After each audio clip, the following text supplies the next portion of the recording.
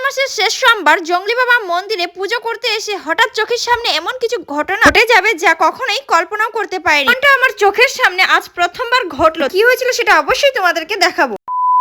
সকাল সকাল ঘুম থেকে উঠে বাইরে বের হতে না হতে এই দৃশ্যটা আমার চোখে পড়লো যে দেখো সবাই কিন্তু নিজের খাবারের জন্য নিজের পেটের জন্য লড়াই করছে। সেটা যতদিন জীবন ততদিন করতেই হবে, হোক না সেটা পশু কিংবা মানুষ। হ্যালো ব্রিয়ান, কেমন আছো তোমরা? সবাই আশা করি খুব ভালো আছো আর সুস্থ আছো। যদি ভালো না থাকে অবশ্যই ভালো থাকার চেষ্টা করো। এদিকে ঘুম থেকে উঠেই দেখি বাবা নিয়ে যাবে অনেকগুলো সবজি বাজারে বিক্রির জন্য, আর তাড়াতাড়ি আমাদের রেডি হতে হবে কারণ যাবো আজকে কিন্তু জঙ্গলি বাবা পুজো দেওয়ার জন্য। রেডি সেডি হয়ে বসে পড়লাম টোটোতে, কারণ টোটো এসেছিল অনেকক্ষণ আগেই। এতজনে যাওয়ার কথা ছিল না, হঠাৎ কিন্তু আমাদের জনসংখ্যা বেড়ে গেল, তাই টোটোতে আর সিট ছিল না, তাই বড় মাকে কোলের মধ্যে বসিয়ে নেওয়া হলো। যাই হোক, সবাই যখন রেডি হয়েছি সবাইকে তো যেতেই হবে যেইভাবেই হোক। ভোলেনাথের নাম করে বেরিয়ে পড়লাম কিন্তু আমরা সবাই ভোলেনাথের দরবারে।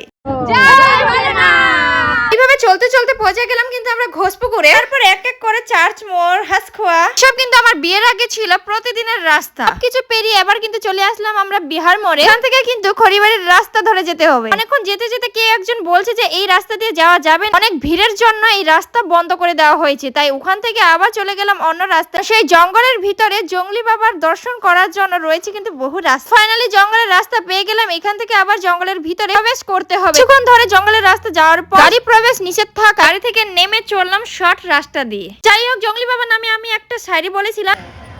ঘন জঙ্গলের মাঝে রয়েছে বাবা, যাকে আমরা বলি জঙ্গলি বাবা। সবার মনোকামনা করে পূর্ণ, তাই তো হাজার হাজার ভক্ত আছে বাবার মাথায় জল ঢালার জন্য।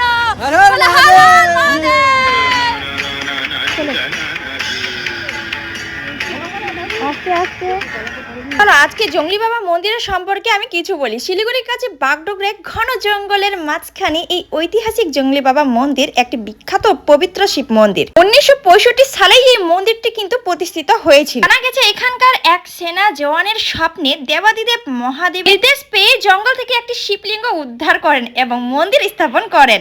মন্দিরটি ভারতীয় সেনাবাহিনী দ্বারাই কিন্তু সুরক্ষিত পরিচালিত হয়। এখানে মানুষের মনোকামনা পূর্ণ হয়, তাই তো হাজার হাজার ভক্তবৃন্দ আসে এখানে পুজো করার জন্য। আরেকটি বিশেষ কথা হলো এখানে যে প্রসাদ আর জল বিতরণ করা হয় সেটা কিন্তু স্বেচ্ছায় করা হয়। ভক্তরা খুশি হয়ে সেখানে স্বেচ্ছায় প্রসাদ বিতরণ করেন, জল বিতরণ করেন। আরেকটি বিশেষ কথা হলো প্রতি শনিবারে কিন্তু সেখানে খিচুড়ি প্রসাদ বিতরণ করা হয়। কারা কারা এই জঙ্গলি বাবা মন্দিরে পুজো দিতে আসো অবশ্যই কিন্তু কমেন্ট করে জানিও। আমার সাথে অবশ্যই একটু সবাই বলো জয় জঙ্গলি বাবার জয়। তো যাই হোক, এখানে কিন্তু মন্দিরে পৌঁছানোর পরে লাইন দিয়ে দিয়েছি বাবার কাছে পৌঁছানোর জন্য, সেই বাবার দর্শনের জন্য। একটা ভিড় অতিক্রম করে ভোলেনাথের জয় জয়কার নিয়ে ফাইনালি পৌঁছে গেলাম কিন্তু আমরা বাবার সামনে। দু হাঁটু নিচু করে বাবার চরণে মন ভরে প্রণাম করার পর বেরিয়ে পড়লাম আমরা সেখান থেকে। আজকে প্রায় অনেক দিন পর আসলাম, মনে অনেক শান্তি পেলাম। যাই হোক, ভোলে বাবার মাথায় জল ঢেলে এক এক করে ঠাকুরকেই পুজো করে জয় সিয়ারাম মন্দিরে প্রবেশ করলাম। এখানে রয়েছে হনুমান, রাম, সীতা, লক্ষণ, গণেশ। রামের ভক্ত হয়ে থাকো অবশ্যই একবার বলতেই হবে জয় শ্রীরাম। তারপর চলে গেলাম কিন্তু আমরা প্রসাদের জন্য। আর প্রসাদে যা পরিমাণে লাইন ছিল এই বাচ্চাদের ধরে লাইনে থেকে মানে কি বলবো অবস্থা পুরো শেষ। অনেক ভিড় অতিক্রম করার পর সেই প্রসাদ হাতে পেয়ে বসে পড়লাম কিন্তু আমরা প্রসাদ গ্রহণ করার জন্য। আর জঙ্গলি বাবার প্রসাদের কিন্তু সেই খিচুড়ির কিন্তু আলাদাই স্বাদ থাকে, সেটা উপভোগ করার জন্য যতই বড় লাইন থাকুক না কেন তা কিন্তু আমরা উপভোগ করবোই। তারপর বাচ্চাদের সমস্ত জিদ পূরণ করার পর বাড়ির দিকে রওনা দিলাম। সেখানে হঠাৎ কিছু এমন ঘটে গেল, এর আগে এমন ঘটনা কখনোই চোখে পড়েনি। তোমরা দেখতে পাচ্ছ ওইদিকে একটা কাকিমা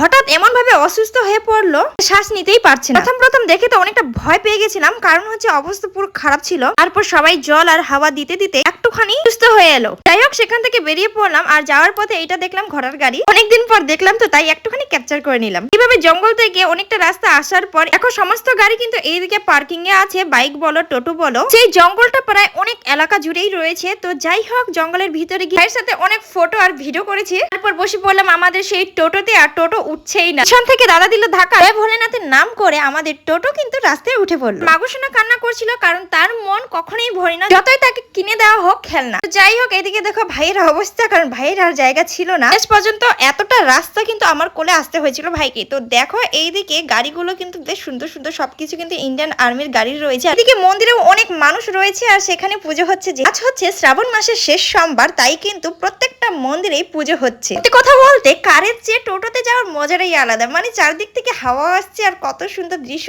উপভোগ করতে করতে আমরা আস্তে আস্তে করে আসলাম। রাস্তাগুলো ছিল একদম জাস্ট অনেকটা রাস্তা অতিক্রম করার পর মানে হচ্ছে সেই জঙ্গল এরিয়া থেকে পার হয়ে এবার কিন্তু চলে আসলাম সেই বিহার মোড়ে, মানে সেখান থেকে আবার যেতে হবে। আর এই দিক থেকে দেখো পাহাড়ের দৃশ্যটা কত সুন্দর ভাবে হচ্ছে ফুটে উঠেছে। আর তোমাদেরকে দেখাই সংকট মোচন হনুমানের মন্দির, সেটা রয়েছে কিন্তু চার্চ মোড়ে। তোমরা দেখো একবার মন্দিরটা, জাস্ট মানে কি বলবো অসাধারণ। সামনে কিন্তু সেই রাম মন্দিরের গেটের মতো একটা গেট দেওয়া হয়েছে। যখন পুরোপুরি কাজ হয়ে যাবে সেই মন্দিরের তখন কিন্তু দেখতে অনেক সুন্দর লাগবে। কিন্তু ছোট্ট করে হনুমান মন্দিরটা ছিল, এখন সেই মন্দিরটাকে বড় করে দেওয়া হয়েছে। এখনো কিন্তু পুরো কাজ কমপ্লিট হয়নি, এখন অনেক কাজ বাকি রয়েছে। দেখো কি সুন্দর লাগছে তাই না? সেই রাম মন্দিরে একটুখানি কপি করা হয়েছে। যেহেতু মন্দিরে দর্শন করলে অবশ্যই বলো সবাই জয় হনুমান। তারপর ঘোষপুকুর পেরিয়ে চলে যাচ্ছি কিন্তু খড়িবাড়ি রাস্তাতে। আর এখানে লেখা হয়েছে আই লাভ খড়িবাড়ি। আর এই রাস্তাটা দেখতে জাস্ট ওয়াও লাগে, কারণ দুপাশ ধরেই রয়েছে বাগান আর মাঝখানে একটুখানি উচ্চ যে উঠতে লাগে। ছোটবেলার কথা বলে তাহলে কিন্তু আমরা সেখানে অনেক মজা করতাম। তখন আমরা সাইকেল নিয়ে বেড়াতে যেতাম, কিছু জায়গা থেকে পেট্রোল মারা বন্ধ করে দিয়ে অনেকটা রাস্তা কিন্তু বিনা পেট্রোল মেরেই চলে যেত। সেটা যে কত আনন্দ করে অনুভব করতাম, মানে আমাদের সাথে শেয়ার করতে করতে আমার কিন্তু আগেকার কথা, আগেকার ফিলিংস চলে আসে। আজকের ভিডিওটা এখান থেকে কেমন লাগলো অবশ্যই কমেন্ট করে জানাবে। আর দেখা হচ্ছে কোনো নেক্সট ভিডিওতে।